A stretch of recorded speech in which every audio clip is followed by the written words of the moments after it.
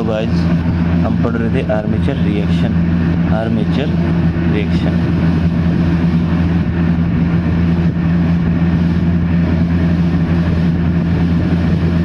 अब तक हम क्या पढ़ चुके थे? हम पढ़ चुके थे फील्ड फ्लक्स कैसे, आर्मेचर फ्लक्स कैसे निकाला। फील्ड फ्लक्स हमारा होता है ट्रेपेजोइडल और आर्मेचर फ्लक्स होता है हमारा ट्रायंगुलर, ठीक है। और हमने देखा था रिजल्टेंट फ्लक्स क्या था हमारा, थीटा एंगल से शिफ्टेड था। जो रिजल्टेंट फ्लक्स था मेरा वो फील्ड फ्लक्स से थीटा एंगल शिफ्टेड था। और जो वो थीटा एंगल होता है जो शिफ्टेड होता है वो क्या होता है मेरा, वो ही एंगल मेरा होता है जो एंगल होता है बिटवीन GNA एंड MNA, ठीक है। हमने क्या देखा था, जो MNA और GNA जो होता है वो सेम होता है। जो एंगल होता है MNA और GNA का वो सेम होता है। जो फील्ड फ्लक्स और रिजल्टेंट फ्लक्स के बीच का जो शिफ्टिंग होती है वो, ठीक है। और जो MNA और GNA है, जो एंगल होता है MNA GNA का, वो डिपेंड करता है लोड करंट पे। लोड करंट इंक्रीज तो एंगल जो होगा वो ऑल्सो इंक्रीज होगा। क्यों एंगल इंक्रीज होगा? क्योंकि फाई ए जो हमारा आर्मेचर फ्लक्स है वो हमारा इंक्रीज होगा, ठीक है। उससे हमारा क्या होगा, फाई ए इंक्रीज होगा, आर्मेचर फ्लक्स इंक्रीज होगा। भाई कैसे होता है कि आई ए इंक्रीज करता है फाई ए को, ठीक है। अगर फाई ए इंक्रीज होगा तो रिजल्टेंट भी इंक्रीज होगा, ठीक है। अब रिजल्टेंट भी इंक्रीज होगा तो मतलब क्या होगा कि शिफ्टिंग थोड़ी ज़्यादा होगी, एंगल थोड़ा ज़्यादा होगा, ठीक है। तो ये हमारा एंगल जो होता है MNA और GNA के बीच का वो आई ए के ऊपर भी डिपेंड करता है, ठीक है।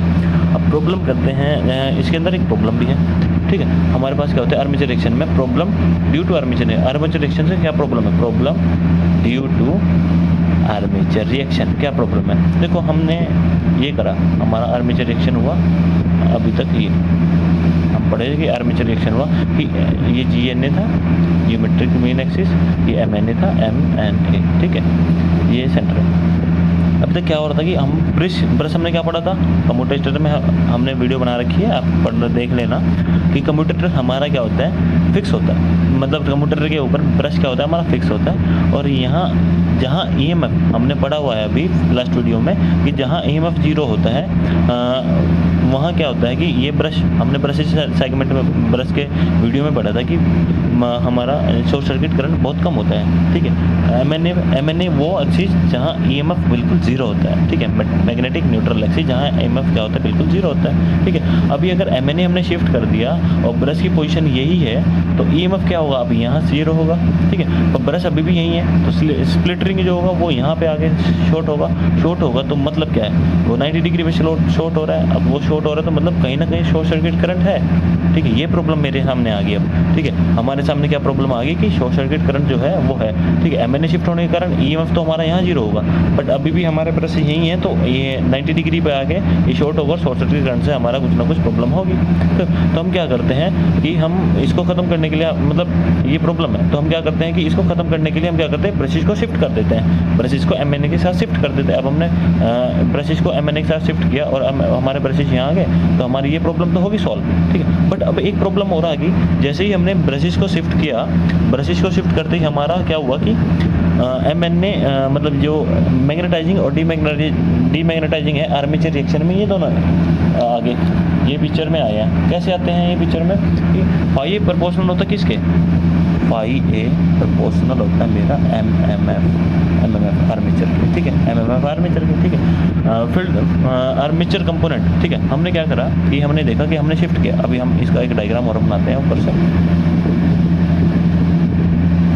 ठीक है। तो ये हमारा MNA हो गया, ये हमारा GNA है ही है, ठीक है। तो MNA से लेफ्ट साइड में क्या है मेरा, ये ब्रशेज इधर है, मतलब ब्रशेज इधर है, हम ऐसा मान लेते हैं क्रॉस, ऐसा मान क्या लेते हैं, ऐसा है ये डॉट, ठीक है, ठीक है। तो हमने देखा क्या, ये एक सेगमेंट हो गया, ये एक हो गया, ये एक हो गया, ये एक हो गया, ठीक है। मैग्नेटिक फील्ड लाइन अभी भी फाई एफ हमारा ये है, ठीक है। फाई एफ अभी भी हमारा यही है। तो ये डायरेक्शन कैसे हो रही है, ये ऐसे घूम रहा है, ठीक है। देखो ये ऐसे घूम रहा है, पहला नंबर, ये हम इसको पहला नंबर मानते हैं, ये दूसरा, ये तीसरा, ये चौथा, ठीक है। तो पहला नंबर कैसे घूम रहा है, ऐसे और ऐसे, ठीक है।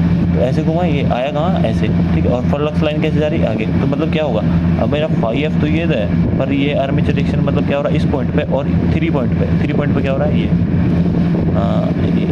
ऐसे, ठीक है।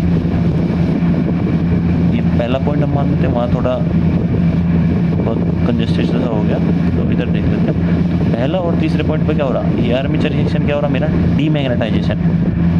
तो फाई एफ तो इधर है पर फाई ए इधर है, ठीक है, मतलब कि डीमैग्नेटाइजेशन हो गया। तो ये पॉइंट पहले और तीसरे पॉइंट पर क्या हो रहा है मेरा, डीमैग्नेटाइजेशन, ठीक है, ओके। और दूसरे और चौथे पॉइंट पे, ये दूसरा पॉइंट है, ये चौथा पॉइंट है, मतलब ये और ये चौथा पॉइंट है। तो फाई एफ देखो, ये दूसरा पॉइंट है, ठीक है, फ्लक्स लाइन इधर जा रही है, ये इधर आ रही है, ठीक है। तो ये 90 डिग्री बन गया, ठीक है, इन दोनों के बीच में क्या हुआ, 90 डिग्री बन गया। तो क्या हुआ, क्रॉस, कौन सा, ये क्रॉस मैग्नेटाइजेशन, ठीक है। तो दूसरे और चौथे पॉइंट पर हमारा क्या होगा, क्रॉस मैग्नेटाइजेशन, ठीक है, ओके। हमारे पास तो ये आर्मेचर रिएक्शन हो गया, ठीक है, क्रॉस मैग्नेटाइजिंग और डीमैग्नेटाइजेशन। अगर हम डीमैग्नेटाइजेशन की बात करें तो उसका फॉर्मूला क्या होता है, डीमैग्नेटाइजेशन होता है मेरे पास 4 theta upon 360 into total MMF, ठीक है। एमएफ कितना होता है, टोटल एमएफ कितना होता है, Z/2 1/P इंटू IA/A, ठीक है, एम्पियर टन पर होल, ओके। और अगर हम बात करते हैं क्रॉस मैग्नेटाइजेशन की, क्रॉस मैग्नेटाइजेशन ये कितना होता है, 4 theta minus 360 upon 360 into total MMF, ठीक है। एमएमएफ अब यहाँ भी सेम यही है, टोटल एमएफ की फॉर्मूला यही सेम है भी, ठीक है। हम पता है एमएफ क्या होता है, N इंटू वाई।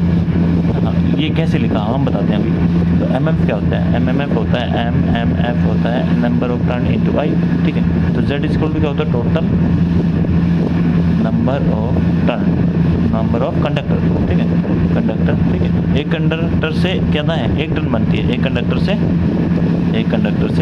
एक टन बनती है, ओके। तो एक कोयल कितने से बनती है, नंबर ऑफ टर्न कितने हो जाएंगे, नंबर ऑफ टर्न कितने हो जाएंगे इसके अंदर, नंबर ऑफ टर्न Z/2, क्योंकि हमें तो कोयल है ना, ये कितनी है, एक, ये 2 से बननी, तो हम क्या होगा, नंबर ऑफ टर्न कितने Z/2, ओके। और हमें पता है टोटल नंबर ऑफ टर्न पर पोल कितना हुआ, टोटल नंबर ऑफ टर्न पर पोल का मतलब 1/P, ठीक है। करंट इन 1 कोयल, करंट कितना होगा एक कोयल में, IA/A, ठीक है। इस तरह हम इसको बनाते हैं, किसको, एमएमएफ को, टोटल एमएमएफ को, ठीक है। अब इसका एक सॉल्यूशन भी है हमारे पास। भाई हमारी प्रॉब्लम क्या हुई कि हम जैसे ही इसको शिफ्ट कर रहे थे, मतलब एमएन यहाँ शिफ्ट हुआ तो ईएमएफ यहाँ 0 था हमारा, ईएमएफ यहाँ पे 0 हो गया, और यहाँ पे शॉर्ट सर्किट करंट कुछ ना कुछ था। तो उसको शिफ्ट करने के, उसको कम करने के लिए हमने क्या किया कि हमने ब्रश को शिफ्ट कर दिया। अब ब्रश को शिफ्ट कर दिया तो हमारे पास 2 कंपोनेंट आ गए, 2 एरर आए हमारे पास, डीमैग्नेटाइजेशन और क्रॉस मैग्नेटाइजेशन, ठीक है। इसलिए क्या बोलते हैं कि डीसी मशीन के अंदर कौन से आर्मेचर रिएक्शन होते हैं, डीमैग्नेटाइजेशन और क्रॉस मैग्नेटाइजेशन, ठीक है। अब हमने देखा इसको, किसको, डीमैग्नेटाइजेशन और क्रॉस मैग्नेटाइजेशन, ठीक है। अब ये हमारे पास प्रॉब्लम ये होगी, अब इसको सॉल्यूशन करते हैं, सॉल्यूशन। अब इसका सॉल्यूशन क्या है कि हम क्या करते हैं, जनरेट कर देते हैं एक्स्ट्रा फ्लक्स को डीसी मशीन के अंदर, फाई ए के अपोजिट, ठीक है। जितना फाई ए है, ये फाई ए है, मतलब आर्मेचर फ्लक्स है, सेम फ्लक्स बना देंगे। अगर ये फ्लक्स इधर जा रहा है मेरा, ये फ्लक्स फाई ए है क्योंकि नीचे जा रहा है, तो नीचे से ऊपर जाने के लिए, मतलब एक अपोजिट डायरेक्शन में, फाई ए एक अपोजिट डायरेक्शन में कर देंगे, नेट फ्लक्स क्या हो, 0 होगा, तो हमारा क्या बचेगा, फील्ड फ्लक्स बचेगा जो कि कांस्टेंट होगा। अब कांस्टेंट फ्लक्स होगा ना, तो वो टिल्ट होगा। जब फ्लक्स टिल्ट नहीं होगा तो क्या होगा, एमएनए शिफ्ट नहीं होगा, एमएनए शिफ्ट नहीं होगा तो एमएनए से इधर रहेगा, ठीक है। एमएनए शिफ्ट नहीं होगा तो ब्रश की पोजीशन चेंज नहीं करनी पड़ेगी, और शॉर्ट सर्किट में मतलब सारी की सारी प्रॉब्लम खत्म हो जाएगी, क्योंकि फाई एफ शिफ्ट है ना। हम क्या होता है, हमें एमएनए शिफ्ट कैसे होता है कि फाई एफ शिफ्ट हो, मतलब फाई क्या होता है, टिल्ट होता है। मेरा फाई एफ यहाँ होता, टिल्ट ही तो हो रहा था इधर, मेरा इधर फाई एफ को क्या प्रॉब्लम हो रही थी कि इधर टिल्ट हो रहा था, क्यों, यहाँ पे फाई ए लग रहा था तो क्या था, फाई एफ क्या होता है, टिल्ट हो रहा था मेरा, ठीक है। जब फाई ए नहीं होगा तो ये टिल्ट नहीं होगा, ये टिल्ट नहीं होगा तो एमएनए शिफ्ट नहीं होगा, एमएनए शिफ्ट नहीं होगा तो ब्रश की पोजीशन सेम रहेगी। अब ब्रश की पोजीशन सेम रहेगी तो ये जो ईएमएफ होगा मेरा इसी पॉइंट पे 0 होगा, और ईएमएफ इस पॉइंट पे 0 होगा तो शॉर्ट सर्किट में कोई भी प्रॉब्लम नहीं होगा, मतलब ओवरऑल कंडीशन मेरी, ओवरऑल प्रॉब्लम मेरी सारी सही हो जाएगी।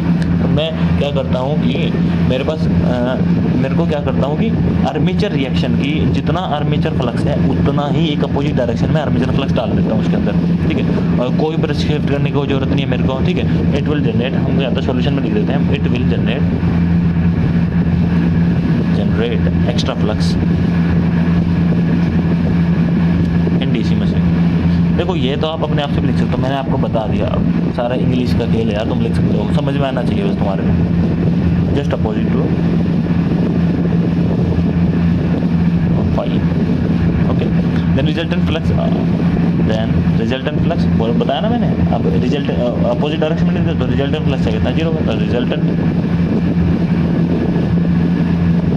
Will be along field flux will field flux, ठीक है। फाई ए 0 हो गया तो क्या होगा, फाई ए कांस्टेंट हो गया तो फाई ए के साथ हो जाएगा along फाई ए, ठीक है। And also M N not shift for GNA and also MNA not shift from GNA, okay हो गया। एक्स्ट्रा फ्लक्स कंपनसेट करने के बाद मेजर मनी शुड भी ऑल्सो डिपेंड ऑन आई है, ठीक है। हमें पता है कि फाई क्या होता है, हमारा आई के ऊपर डिपेंड करता है, ठीक है। अब क्या होगी आर्मेचर इफेक्ट, मतलब कि इस क्रॉस मैग्नेटाइजेशन और डीमैग्नेटाइजेशन, क्रॉस मैग्नेटाइजेशन क्या होता है, देखो क्रॉस मैग्नेटाइजेशन डिस्टॉर्टेड फील्ड के कारण, डिस्टॉर्टेड ऑब्जेक्टिव में ये सब पूछता है, डिस्टॉर्टेड फील्ड फ्लक्स के कारण, ठीक है। और डीमैग्नेटाइजेशन होता है आपका सैचुरेशन के कारण। हमने देखा था ना यहाँ पे जो था, ये हमारा जो रिजल्टेंट निकल रहा था मेरा, ठीक है। रिजल्टेंट में क्या हो रहा था कि यहाँ सैचुरेशन पॉइंट हो रहा था, यहाँ सैचुरेशन हो रहा था, ठीक है। तो सैचुरेशन के कारण मेरा क्या होता है, डीमैग्नेटाइजेशन होता है, ठीक है। सैचुरेशन ऑफ फील्ड फ्लक्स है ना। अब मेंटेन करने के लिए, to maintain resultant flux along field flux we use interpole, ठीक है। हम किसी तरह मेंटेन तो करेंगे उस चीज़ को, किस तरह से करेंगे, तो हमें इसको भाई हमने फाई एफ को मेंटेन करना है, सिर्फ कांस्टेंट मेंटेन करना है, तो क्या करेंगे हम, हमारे पास 2 मेथड है, क्या, एक तो हम लगा देंगे इंटरपोल्स को, और एक लगा देंगे हम कंपनसेटेड वाइंडिंग, ठीक है। एक वाइंडिंग लगा देंगे, ठीक है। कैसे बताइए, देखो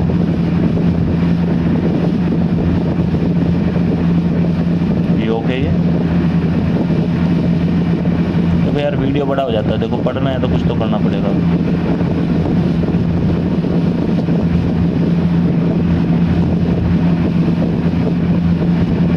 ठीक है, ये होगी, ये कंपनसेटेड वाइंडिंग होगी, ये इंटरपोल हो गया, ठीक है। इंटरपोल को हम देखो, ये याद रखना तुम, इंटरपोल कम्यूटेशन प्रोसेस को इम्प्रूव करता है, ठीक है। और मेरा क्या बोला, कंपनसेटेड वाइंडिंग इम्प्रूव करता है, आर्मेचर रिएक्शन, ठीक है। ये दोनों चीज़ें ये हम लोग को पूछ लिया जाता है कई बार ऑब्जेक्टिव्स के अंदर, ठीक है। क्या होता है, ये जो इंटरपोल होता है इसकी हम नैरो विड्थ लेते हैं, नैरो विड्थ क्यों लेते हैं, इसकी नैरो विड्थ लेते हैं जिससे लीकेज फ्लक्स इसका कम हो जाए। देखो मैं आपको ऐसे बताऊंगा, आप इसको नोट कर लेना, याद कर लेना। इसकी जो नैरो विड्थ लेते हैं जिससे लीकेज फ्लक्स कम हो जाए, ठीक है। नैरो विड्थ लेते हैं जिससे इसकी लीकेज फ्लक्स कम हो जाए, ठीक है। इन दोनों के बीच में एयर गैप बहुत ज़्यादा लेते हैं, जिससे क्या होता है, एयर गैप क्यों ज़्यादा लेते हैं, अवॉइड करने के लिए सैचुरेशन, ठीक है। सैचुरेशन को अवॉइड करने के लिए हम लोग क्या करते हैं, इसके अंदर वो लेते हैं क्या, इसकी जो अपन लेते हैं कि रोटर और इंटरपोल के बीच में एयर गैप क्या करते हैं, एयर गैप ज़्यादा लेते हैं, ठीक है। एयर गैप एनर्जी ज़्यादा लेते हैं, ठीक है, जिससे क्या हो सके इसका सैचुरेशन को ख़त्म कर सके। इंटरपोल वाइंडिंग हमारी क्या होती है, इंटरपोल वाइंडिंग क्या होती है, सीरीज वाइंडिंग के मतलब कि किसके, आर्मेचर वाइंडिंग के सीरीज में लेते हैं, ठीक है। जिससे क्या होता है हमें पता है, आई ए के बराबर है, ठीक है। इंटरपोल वाइंडिंग को हम किसके सीरीज में लेते हैं, आर्मेचर वाइंडिंग लेते हैं। जितना भी करंट में चेंज होगा उतना फ्लक्स में चेंज होगा, ठीक है। इससे क्या होगा, और हम क्या करते हैं कि नंबर ऑफ टर्न को इस तरह से लेते हैं कि नंबर ऑफ टर्न को इस कंपनसेटेड वाइंडिंग इंटरपोल के अंदर इस तरह से लेते हैं नंबर ऑफ टर्न को 1.2 to 1.3 times of phi A times of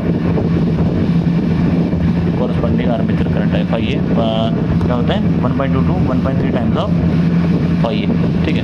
जो कॉरस्पॉन्डिंग टू करंट आई है, मतलब कि आई ए के कॉरस्पॉन्डिंग जो भी है, आई ए के कॉरस्पॉन्डिंग जो फाई है उसको 1.2 to 1.3 टाइम्स होता है।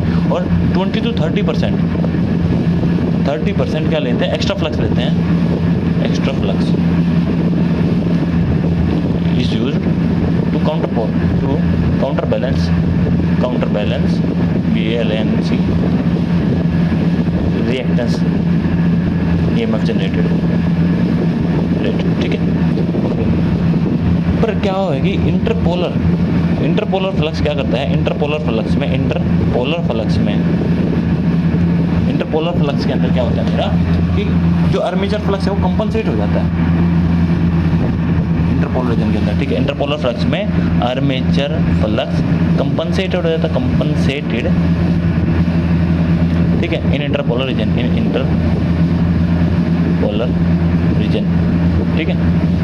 सो MNA will not shift GNA, तो MNA शिफ्ट नहीं करेगा, MNA not shift.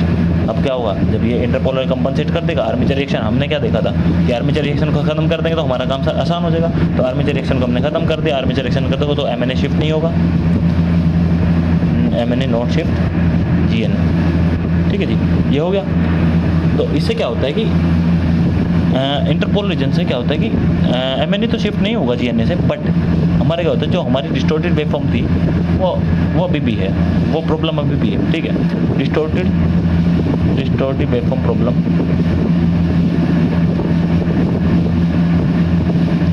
Is still in armature reaction, ठीक है। अब हम क्या करते हैं कि कंपनसेटेड वाइंडिंग लगाते हैं, कंपनसेटेड वाइंडिंग को यूज़ करते हैं। कंपनसेटेड वाइंडिंग क्या करते हैं, हम प्लेस करते हैं स्टेटर पे, प्लेस करते हैं, प्लेस एट स्टेटर, ठीक है। हम इसको स्टेटर पे प्लेस करते हैं और ये क्या होता है सीरीज में होती है, सीरीज विद आर्मेचर वाइंडिंग,